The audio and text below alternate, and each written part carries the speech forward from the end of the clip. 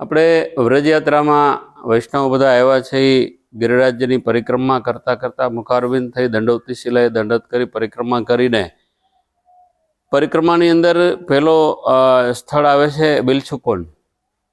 બિલછુકુંડની અંદર અહીંયા કૃષ્ણદાસ અધિકારીની દ્વાર છે અહીંયા, અને અહીંની જે લીલા છે એ આપણે જોઈ કે ભાઈ બિલછુકુંડ નામ શા માટે પડ્યું અને આ જગ્યાની કઈ કઈ લીલાઓ છે એના માટે એક વખત સ્વામિનીજી રાધાજી ઠાકોરજીઓ સાથે, ઠાકોરજી નહોતા બિરાજતા પણ સ્વામિનીજી સખીઓ સાથે અહીંયા વિહાર કરતા હતા, પધાર્યા જલક્રીડા કરવા. દરમિયાનમાં રાધાજીના ચરણનો વિછ્યા અહીંયા જે પાસે કુંડ દેખાય છે એની અંદર ખોવાઈ ગયો, નીકળી ગયો.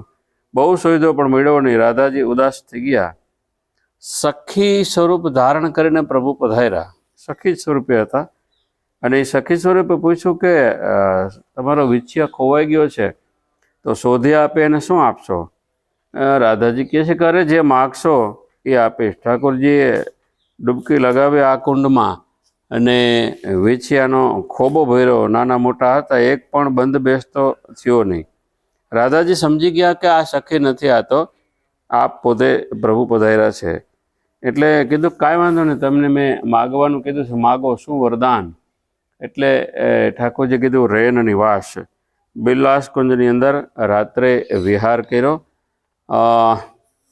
ચૌડા ભંગી ને શ્રીનાથજી અહીંયા દર્શન આપતા. ચૌડા ભંગીની વાત છે, મોહના ભંગીનું તો અલગ આવશે, શંકર શણકોણ.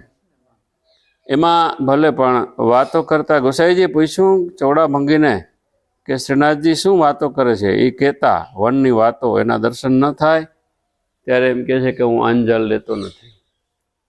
આપણે ત્યાં 252માં કિશોરીબાઈની વાર્તા આવે છે. કિશોરીબાઈ નિરંતર શ્રી યમનાષ્ટકનો પાઠ કરતા, એના કારણે યમનાથજી એના ઉપર કૃપા કરી અને એ ગોસાઈજી અને યમનાજીની કૃપાથી એને અહીંયા લીલાના સાક્ષાત દર્શન થતા. બિલછુકુંડ ઉપર એકવાર ગોસ્વામીજી એટલે ગોસાઈજી મહારાજ કિશોરીબાઈ પણ ત્યાં બિરાજતા હતા. પદ ગાયું, રાસલીલાના દર્શન કિશોરીબાઈને કરાયું.